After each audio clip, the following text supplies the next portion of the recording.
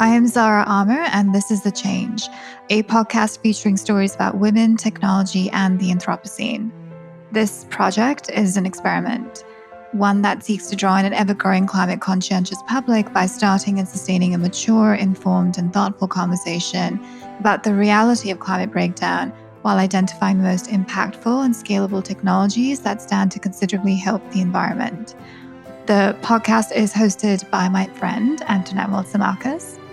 Antoinette and I have received tremendous support from our partners and distributors, which we are very grateful for, and we are very excited to be bringing these stories to a broad audience.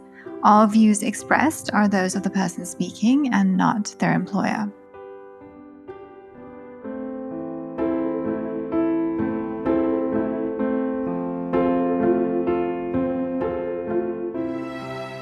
Tafaol Alageb is a partnerships officer at the World Food Programme in Sudan.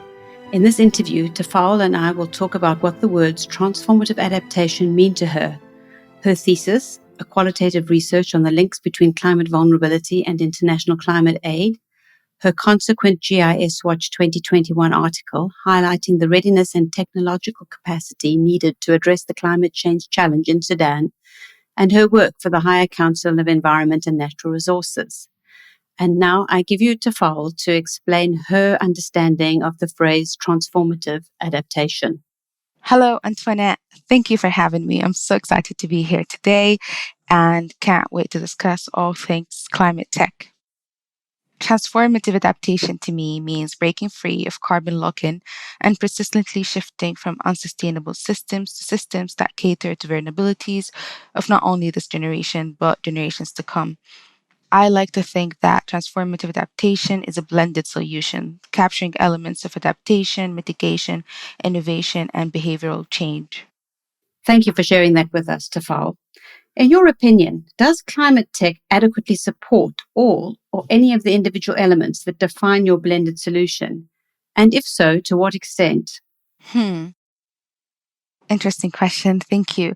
I definitely think that climate tech contribute to all the elements that I've mentioned before, because if you look at whether it's adaptation, mitigation, or even like behavioral change, it all boils down to climate technology and how these technologies are put in place and how these technologies, whether decrease our carbon footprint or help adapt to climate vulnerability, because climate change is really a transnational issue. So I think having that element of blended solution that is backed by technology will be the only way, the only pathway that I can think of that would enable us to actually address the global climate change challenge. And I think that the only way forward is through all countries and all nations have access to climate technology at a cheaper price, have access to the technology, have the capacity to actually use the technology that will then help us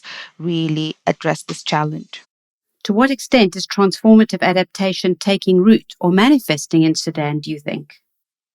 So, Sudan really raises a very interesting case where adaptation is only being implemented in the old traditional way of just helping people with vulnerability to address issues of climate change, for example, food security, there's issues of food assistance, if it's an issue of water access, they improve their water access, but it isn't really tapping into the full potential of transformative adaptation, where it's a blended solution of all the elements that I mentioned before that will really help improve livelihoods and really address this challenge.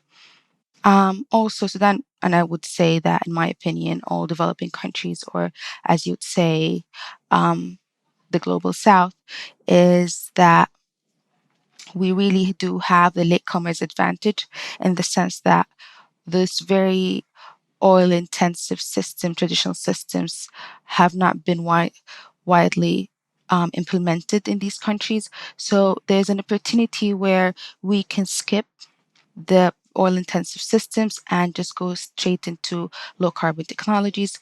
But then also there's the challenge of having access to this technology, being able to acquire these technologies at a cheaper price. There's always this different international trade rules and policies. But I really think that Sudan and other developing countries are an advantage of skipping the oil intensive phase and really switching into renewables and really switching into low carbon technologies. And in my opinion, that is transformative adaptation because you're transforming systems. You are not obliging to the status quo, and that you're just using innovative solutions. You have access to the available technologies that will make the breaking free of the carbon lock-in way easier compared to other countries that have had these systems in place for hundreds of years. The behavioral shift and the systematic shift, institutional shift would be 10 times harder, as I would assume. So I really think Sudan has a really good opportunity in order to move into that transformative adaptation realm. Before we talk further about your thesis, I thought we might define the context of your research. Having grown up in Sudan, you initially took a personal interest in the global climate change challenge, and that journey took you down an academic path. In your article for the Global Information Society Watch 2020, which will hereon forwards be referred to as the GIS report, you make note of Sudan's climate future and its past. You reference recent findings from the United Nations Environment Programme reports, which say that without a solid intervention, Sudan can become uninhabitable due to drastic climate change and disaster vulnerability. Is climate tech in a position to provide that level of intervention? And if so, can you speak to what kind of technologies are needed to forestall such a bleak future? So, unfortunately, Sudan is one of the most vulnerable countries, fragile countries in the world to climate change. And I've mentioned earlier that climate change truly is a transnational global problem, and that countries like Sudan, who are not carbon intensive, are being impacted by the carbon footprint or carbon intensive output of other countries that makes us more vulnerable to climate change.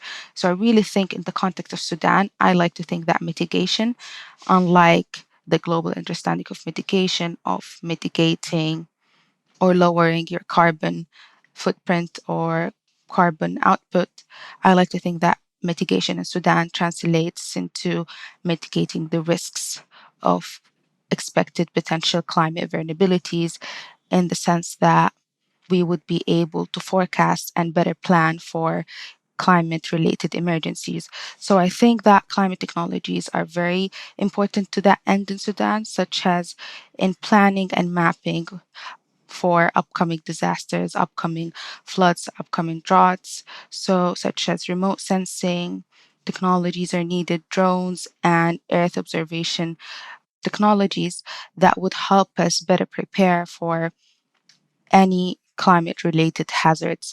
So, moving from reactive action into more preventative action, and in order to really protect the most vulnerable and assessing having contingency plans before the actual occurrences take place. And that will help not only in resilience building, but also in addressing the challenge before it comes to fore, if I may say. You also said that Sudan is widely referred to as the country that witnessed the first climate change conflict. Could you talk us through your reading on this? Oh my God, yes, this has been one of my life's greatest revelations that the ongoing conflict in Sudan is, in fact, a climate war because let me retrieve a bit. So, Sudan is one of the most diverse countries, and we have a lot of tribes and tribalism. So, a lot of the areas in Sudan are different tribes are settling at different areas, is more of a it's their territory type of thing. So because of the increase of arid lands, increase of droughts, increase of famine, there has been this conflict between different tribes on gaining access to food, gaining access into more fertile lands, more green lands, lands where they can herd. So it was, I definitely think that climate change has caused this tribal conflict and that it was an issue of monopoly in which tribe has access to these water resources or these fertile lands in order to help with the ongoing food insecurity and ongoing droughts and ongoing famine. So I definitely think that having that understanding and how that climate change, it really is not only an environmental issue, but also a political issue, and that it really does affect livelihoods. It really does affect the quality of life and how different people move. I think in Sudan specifically, because there's an increasing vulnerability to climate change and the situation is getting worse. There's always people who are moving. So there's an increase of displaced individuals. There's an increase of refugees. There's an increase of not having that stability because of the unstable climate conditions in the country that requires people or nomads to keep on moving to areas they will have more access to water, more access to food. And yeah, so I definitely genuinely believe that this is a climate war. And if it's seen like that, if the global community can see that, if the international community can see that it is a climate war, we would be able to get to the root causes of the problem and see how we can build resilience of these displaced communities and how we can really address this problem in a very, very systematic way, but address the root causes of the problem rather than, as I mentioned earlier, rather than giving out a reactive action, resorting to reactive action, we can resort to preventive actions and look at how we can really work on resilience building of these communities. For your thesis at the London School of Economics, you conducted qualitative research on the links between climate vulnerability and international climate aid, with a focus on Sudan. What were your findings with regards to Sudan's readiness and technological capacity to meet its climate change challenge? So, as I mentioned, climate change is a global issue, and this has inspired me to think that global collective action needs to take place in order to help vulnerable countries address this challenge. So, in my time at the London School of Economics, my dissertation was a qualitative research on assessing the links of climate vulnerability and foreign international disaster aid or climate aid in the context of Sudan. So it was very interesting because I come to find that other African countries, for example, it was a bit of a comparative study.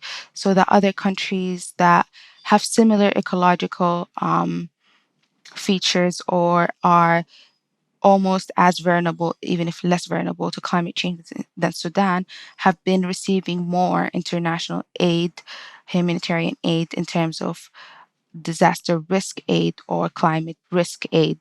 So, and it really made me want to ask the question, why are different amounts allocated for different countries? Is it a political aspect to it? Is it strategic? And I also know that aid is always strategic, but also because the amounts there was a lot of disparities between, for example, the amount of aid within that context that countries like Ethiopia, Uganda were receiving in comparison to Sudan. And I really just wanted to understand what were the bases for allocating such funds. Is it based on climate vulnerability or is it based on any other factors? So it was a very interesting research where I had very interesting conversations from both sides. So I had conversations, I conducted semi-structured interviews with donors. So I spoke to people from DEFID, FCDO now. In the UK, I spoke to people from the EU who were donating money for climate action in Sudan. And I also spoke to people from the recipient side. So I spoke to people from the Government of Sudan, the Ministry of Environment, civil society, international consultancies that are working in Sudan, the UN environment. And this was a very interesting research, and the findings actually really blew me away because if I'm being completely honest, I walked into this research thinking that it was more strategic, it was more political, and I think I walked in biased in a way. But then ethically, as a researcher, I could not have that So I started to really look into this and really read and really take in and reinterpret all the information that I've been getting. And I come to the realization, and that was my final finding, that it was based on readiness to receive such aid. So let me elaborate on that. So international community has moved from just giving out aid for the moving. So they're moving from just having numbers. So we distributed this amount, we give this country this amount. They're more concerned now with impact.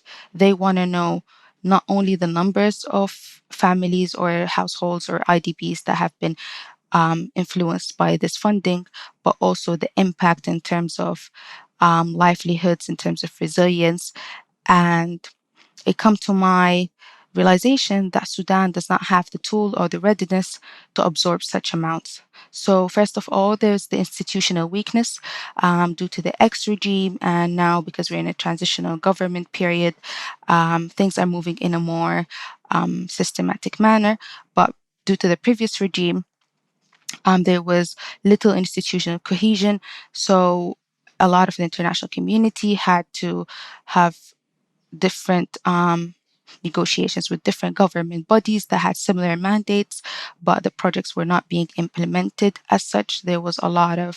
Um, there was a lot of conflict in terms of how projects are being implemented, if projects were being implemented at all.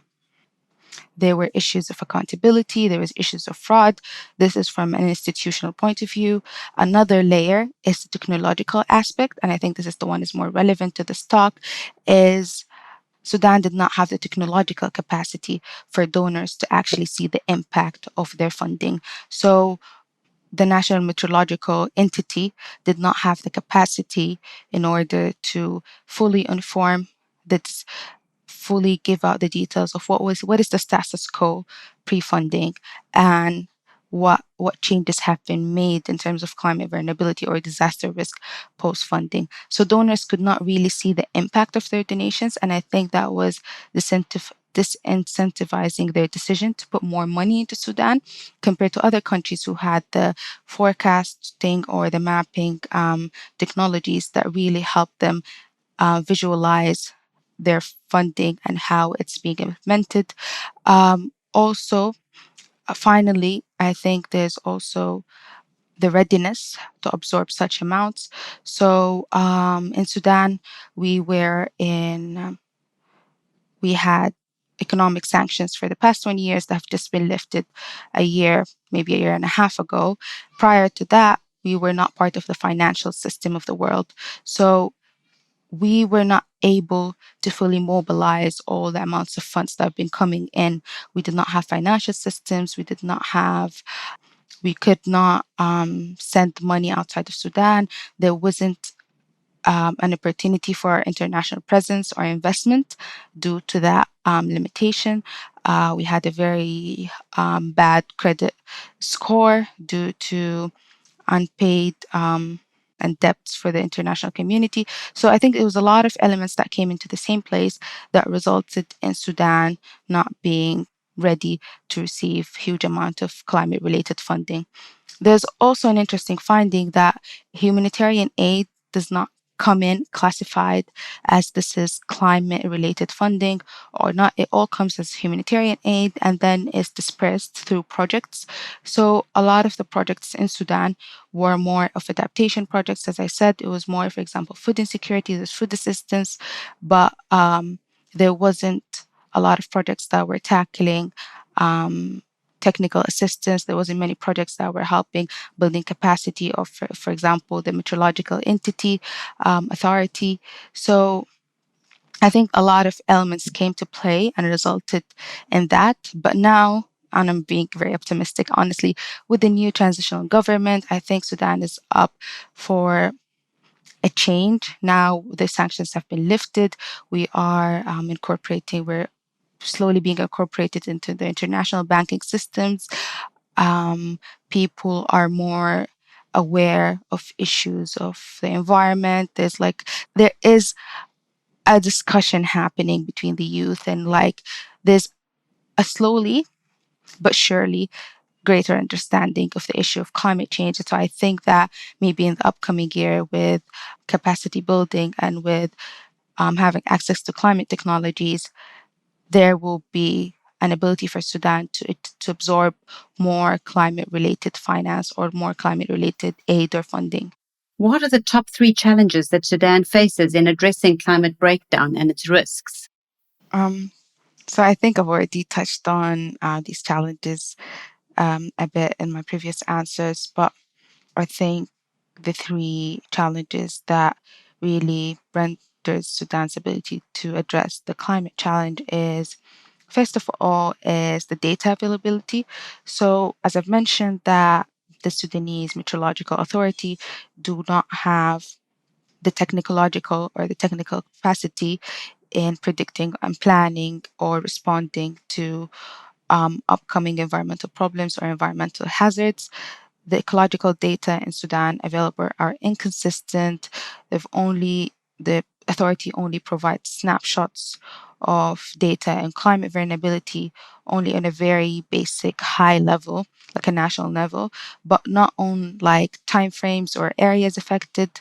Therefore, it cannot be used to effectively address climate change because, as I said, Sudan is a very diverse country in terms of not only demographics, but also from ecological point of view. So some areas are very arid, some areas are more desert-like, other areas are more green and forestry-like. So having that data is very crucial in order to mitigate climate risk and being able to plan for climate hazards. And this failures to plan or predict for natural occurrences. For example, every year we know that we have a flood season from July to September, but we do not know the extent, we do not know the levels of rainfall, we do not know the areas that will be hugely affected, and that in itself is a hazard. Therefore, that these natural occurrences over the years will quantify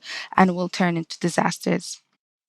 Second problem is the digital and technological gap, because I think it really is the most critical component, because again, it ties back to the data availability problem that I've just discussed. It's one of the main reasons I personally believe in the failure of the country's policies and infrastructure to respond or mitigate to the damages of climate change.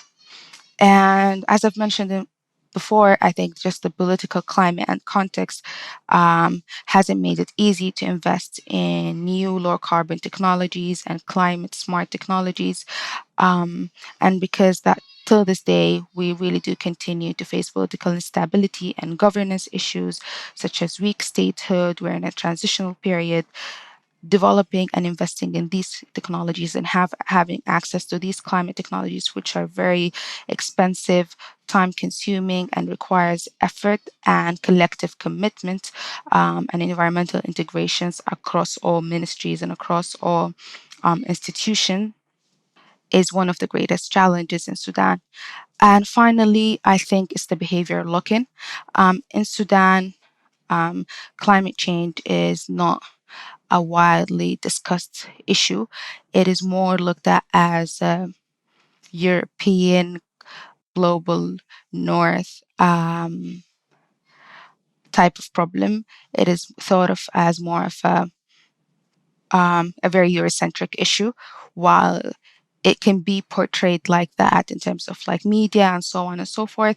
I think it really is core to us in Sudan and in like developing countries. And I think in order to really address the climate change challenge, we really need to have out of that carbon behavior lock-in in terms of like people being more mindful of their carbon footprint, people investing in just more energy efficient household lighting, using less fuel, using different, more green friendly cooking stoves.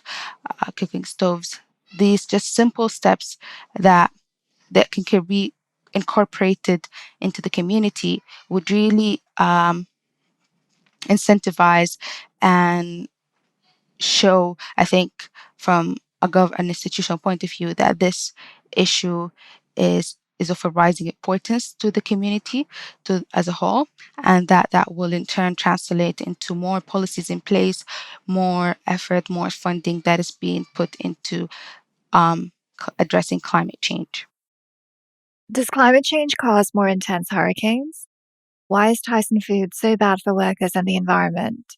How can vaccine distribution prioritize the Black and Latinx people who've been most vulnerable to COVID-19?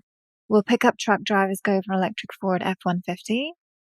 Fans of this podcast might also enjoy Got Science from the Union of Concerned Scientists, featuring guest experts who answer a range of science-related big questions. Available wherever you get your podcasts. Can you explain in a little more detail how the low availability of technology and a lack of effective climate-smart planning is impacting Sudan's ability to respond to the climate emergency? So, as I've previously mentioned, that I think lack of low carbon technologies and climate smart technologies is one of the greatest challenges that we're facing in Sudan here. But to that end, I think that not having those technologies and not having access to these technologies has resulted in more dependency on more carbon intensive systems. So, for example, as I've mentioned, we had the US sanctions, economic sanctions put on Sudan for the past 25 years that recently has been lifted. And this has further amplified inefficient electricity power grids due to the lack of foreign investments in the energy sector in Sudan. It also was because that the US happens to be the most important developer of the new low carbon technologies, and that not having access to these technologies has resulted in a reoccurring crisis and an inability to diversify the energy mix in Sudan and investing in renewables, such as building thermal renewable energy plants. And therefore, not having those technologies have kind of kept us in a loophole where we were more dependent in oil derivatives, more dependent on more carbon intensive technologies, because we did not have that access to the climate technologies. But I think now that the sanctions I mentioned have been lifted, we're under a new government, and that the government are really making, I think, promising strides in terms of showing the international community that we are working towards sustainable development with our new 2030 strategic sustainable development plan that incorporates more energy efficiency, more investments in the renewable sector, more investments in low carbon technologies. This signals to the international community that we are taking the strides needed to become more efficient, energy efficient, and that I think would help increase our access to carbon technologies. Interestingly, within my most recent role, I drafted and authored a chapter for the UNFCCC First Sudan biannual update report on the status of its obligations to the Paris Agreement. So I drafted a chapter in mitigation, and I'm happy to see that there are more investments in the energy sector. So small off-grid solar plants have been installed. There are some hydro plants that are being installed in Sudan. They're financed by the Netherlands. There, I can definitely see momentum, and I think there needs to be just more exposure and more access to technologies. For example, we really don't have any technologies in terms of waste management, and I think a lot of other environmental issues such as manure, waste management. We really do in Sudan need to have more access to technologies that can help us really work on these issues. You've talked in the report and earlier today about how sustainable transformation that Sudan has pledged to and is working towards cannot take place in the absence of low carbon technologies and related infrastructure. as well as the metrological capacity needed to monitor and maintain a low carbon footprint. Is private sector investment well suited to plug the infrastructure and technology deficits you've outlined? Is that a viable option for Sudan, or have decades of government neglect, the ravages of COVID-19 and sanctions, meant that investors still remain wary of entering Sudan? This is an interesting question. Thank you. So, to that end, if you allow me to just rewind a bit. So, I worked for a bit in a development finance institution in London as an HCS officer. Through my work, I could realize and really take in how finance can really unlock sustainable development momentum. The company I worked for had invested a lot of renewable energy projects all over Africa, but in Sudan, due to, as I said, bad credit score, US sanctions, being outside of the international financial system, has not enabled the private sector, or at least the international private sector, into tapping into Sudan's market. And I think that having that, and again, this ties back to the readiness that I was referring to earlier, having that financial system in place and being able to absorb large amounts of investments. Because honestly, low carbon technologies are not cheap. You need to have an enabling environment in order to be able to set up such a big project and such a big investment. So I think previous status has really hindered our ability to having access to private sector investments and in infrastructure and renewables in Sudan. But as I said, I think we are on into a very interesting chapter. We're on the onset of an interesting chapter where there'll be hopefully more enabling environment and an attractive environment for foreign investors, for large infrastructure companies to coming into Sudan and invest in low carbon technologies. And yeah, I really do think that international investors will be wary of investing in Sudan. It's a high credit risk country. There's high inflation rates. There's economic and again political instability. So I think for the international investors, it really is a high risk country to invest in. But also, maybe I am biased, but I really think there's a business opportunity there, that this is an untapped market. This could be the next emerging market where international communities can have first-hand experience of tapping into this market and investing in low carbon technologies where they don't have any other competitors, but also this does come with its risks. So I think it's going to take time to really break out of that discourse on Sudan and the conditions of Sudan. And by discourse, I don't mean that the conditions are not actually real life conditions, but I really think that there is an opportunity. And I think maybe through flat platforms like this, maybe this can shed the light on the potential and opportunities that Sudan can offer and signal to the international community that we are ready to absorb such funding, and we are ready for these kind of large infrastructure renewable investments. Given that poor women in developing countries are 50% less likely than men to access the internet, and once online, 30 to 50% less likely to use it for economic and social empowerment, according to the World Wide Web Foundation, I wanted to get your impression on how, when, and even if women in Sudan can benefit from the tech innovation culture we're exploring in this podcast. Do they benefit at all, or eventually, or are they left entirely untouched by it? This is a very interesting question. So, when I like to think of women of Sudan, I do not like to think of myself or my surroundings or people in the capital, Khartoum, because we really are not a representation of women of Sudan. I really do recognize my privilege, and I know that my living conditions are completely different of the wider majority of the community. So now that you mentioned women of Sudan, I'm thinking of the wider community.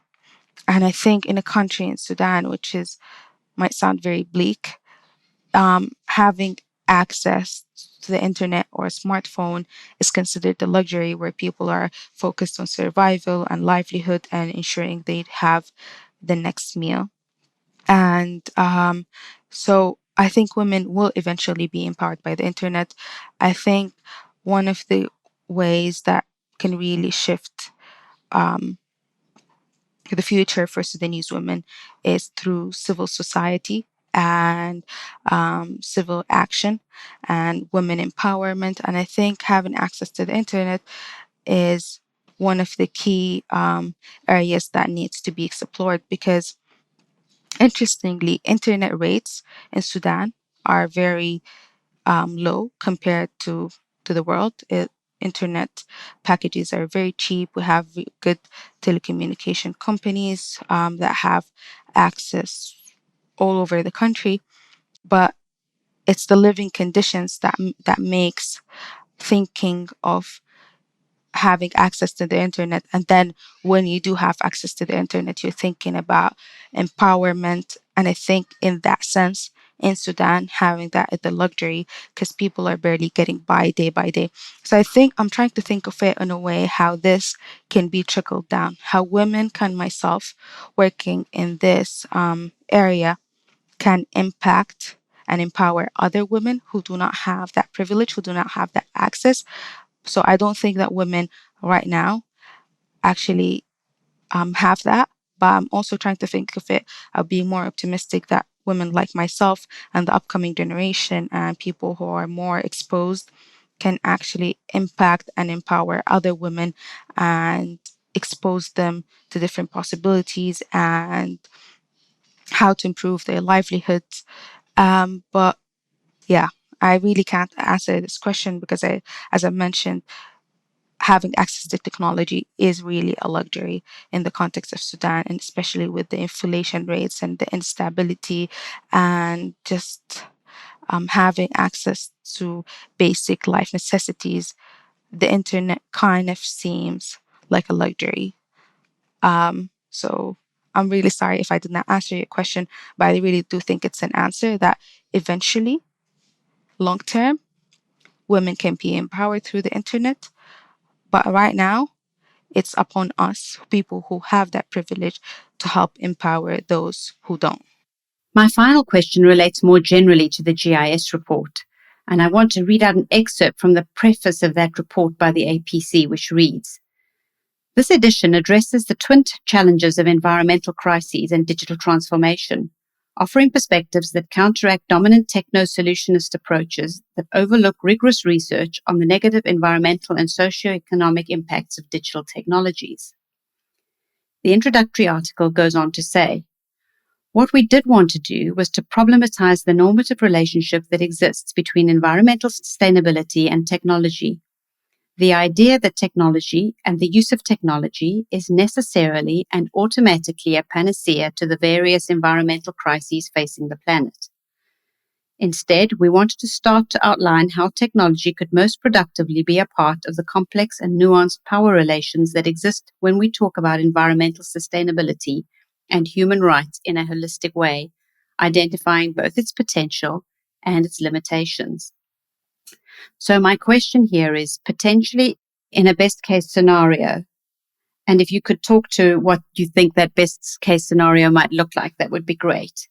Can Sudan's deteriorating ecosystems and natural resources be managed to some degree by climate tech, enough that Sudan might remain inhabitable in the decades to come? Yes. On a lighter note, because I feel like my answer was very realistic. My previous answer was a bit on the downside, but on a lighter note, the best possible case scenario in Sudan, I definitely see how climate technologies can really help improve livelihoods in Sudan because, as I've said, we're more vulnerable. So having that climate technologies in place will help better forecast upcoming disasters, floods, food insecurity, inhabitable living conditions that, for example, temperatures are too high to grow crops in a certain area. That's why we would have to think of would like think of growing crops or more resilient crops, or investing on more resilient agriculture or crops, that having that understanding through climate technology is very key in helping Sudan address the climate challenge. And I think that with the technologies also, from a mitigation point of view, having access to, for example, renewable energy, more access to solar energy, solar panels, different solar plants will increase in will increase, because we have been having the worst electricity shortage national problem for the past 2 years. We've been on a contingency plan right now, where there are 8-hour plus power cuts every single day in order to meet the national demand for energy. So I think having that climate technologies, renewables, will definitely increase energy access, will definitely improve livelihoods.